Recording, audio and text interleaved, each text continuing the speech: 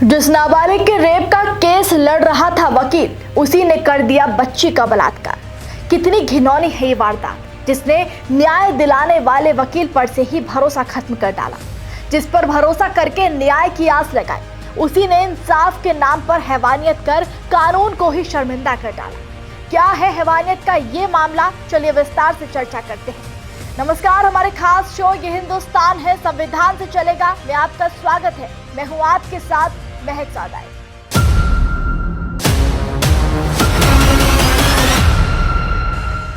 ये पूरा मामला गुजरात में अहमदाबाद जिले के ढोलका तालुका से सामने आया है, जहां यौन शोषण की शिकार एक गरीब घर की नाबालिग बच्ची बेहद परेशानी से जूझ रही थी। पुलिस के मुताबिक सितंबर 2025 में लड़की का अपहरण कर लिया गया था। उस वक्त वो 12 साल की थी और अपहरण करने के बाद 2 लोगों ने उसका गैंगरेप किया। इसकी शिकायत पुलिस में करने के बाद दोनों आरोपियों को गिरफ्तार कर लिया गया था। बच्ची के दोनों माता पिता मजदूरी करके परिवार का पेट पालते थे और सरकारी वकील की जगह उन्होंने ढोलका तालुका के एक गांव में रहने वाले 43 साल के वकील प्रणय राज रणवीर से मदद मांगी थी। रणवीर डिंडोली में प्रैक्टिस कर रहा था। रणवीर ने फीस के तौर पर 15,000 रुपए मांगे तो परिवार ने इतनी बड़ी रकम चुकाने में असमर्थता जताई। इसके बाद रणवीर ने परिवार के सामने शर्त रखी कि अगर वो फीस नहीं दे सकते तो लड़की को उसके घर पर घरेलू सहायिका का काम करना पड़ेगा।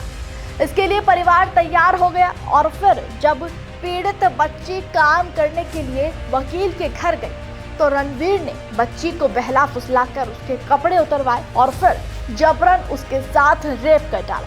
इसके बाद आरोपी वकील ने धमकी भी दी कि इस मामले को अगर किसी के सामने बताया तो केस को और ज्यादा खराब कर देगा। इसके बाद बच्ची ने पूरी बात जाकर अपने घर पर बताई तो परिवार के पैरों तले जमीन खिसक गई और फिर उन्होंने पुलिस को सूचित किया। इस मामले की शिकायत मिलने के बाद पुलिस ने सोमवार को केस दर्ज किया और रणवीर को गिरफ्तार कर लिया। पुलिस रिकॉर्ड बताते हैं कि रणवीर पर पहले भी आपराधिक मामले दर्ज हो चुके हैं। अहमदाबाद के बावला में उस पर दहेज की मांग और अपनी पत्नी के साथ क्रूरता करने के आरोप में केस दर्ज किया गया था। उस पर शराबबंदी से जुड़े अपराधों, दंगा करने और अहमदाबाद और सूरत के पुलिस स्टेशन में दर्ज अन्य आरोपों सहित कई मामले भी दर्ज हैं। फिलहाल पुलिस ने कहा कि मामले में आगे की जांच चल रही है।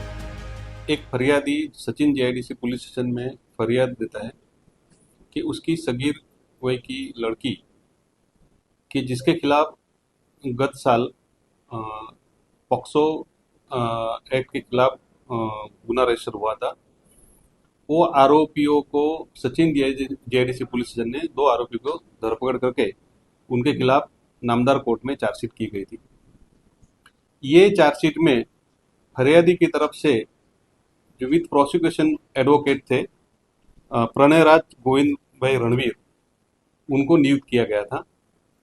उन्होंने 12/7/2026 को फरियादी का फोन पे संपर्क किया और फरियादी को बताया कि उसकी जो लड़की है सगीर वय की, उसको मैं अपने घर पे काम पे रखना चाहता हूँ और तुम काम पे नहीं रखोगे तो तुम्हारा जो केस चल रहा है वो भी मैं उसमें भी नुकसान करवा दूंगा।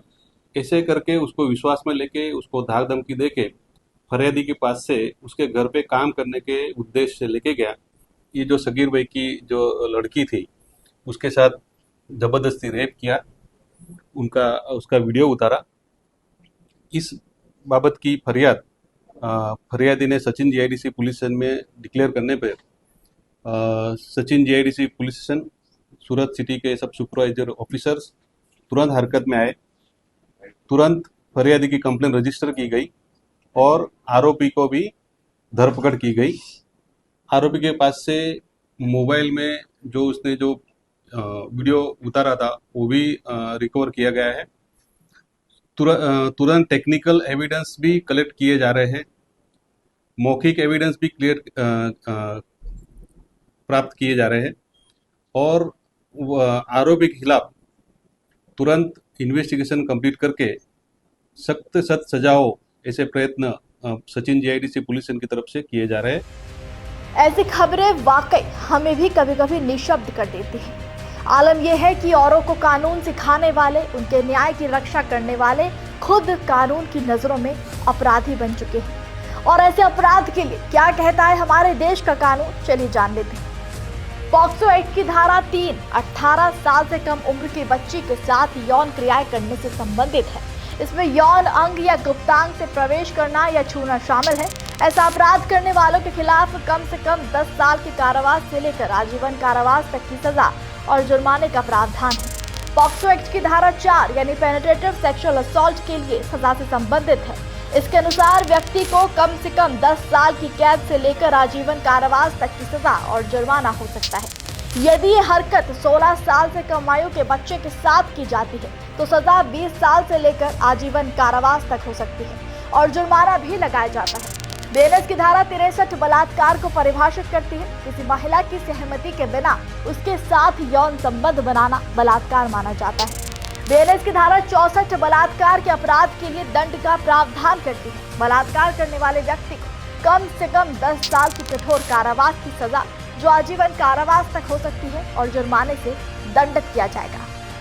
जिस पेशे की पहचान न्याय, नैतिकता और संविधान की रक्षा से होती है, यदि उसी पेशे से जुड़ा व्यक्ति एक मासूम बच्ची की अस्मिता को रौंदने के आरोप में घिर जाए तो ये केवल एक आपराधिक घटना नहीं रहती, ये पूरे न्याय तंत्र पर लगा एक गहरा सवाल बन जाती है। जिस बच्ची को पहले से न्याय की जरूरत थी, जिसे अदालत तक पहुंचाने और उसकी आवाज बनने की जिम्मेदारी एक वकील पर थी, उसी वकील पर उसके साथ दुष्कर्म करने का आरोप है। अब सबसे बड़ा सवाल है कि आखिर पीड़ित बच्ची न्याय के लिए जाए तो जाए किसके पास? यदि न्याय दिलाने वाले, सुरक्षा देने वाले और जिम्मेदारी निभाने वाले लोग ही अपने पद और विश्वास का इस तरह से दुरुपयोग करते हैं तो फिर समाज में कानून किसके भरोसे छोड़ा जाए? आप इस पूरी खबर पर क्या कहेंगे, हमें कमेंट में जरूर बताइएगा।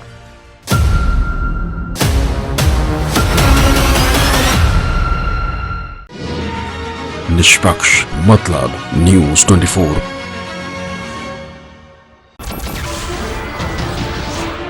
नमस्कार, मैं हूं मानक गुप्ता। अगर आपको हमारा ये वीडियो पसंद आया हो तो इसे लाइक और शेयर जरूर करें और हाँ, हमें सब्सक्राइब और फॉलो करना ना भूलें ताकि आप देश और दुनिया की कोई खबर मिस ना करें। तो जुड़े रहिए हमारे साथ और देखते रहिए न्यूज़ 24।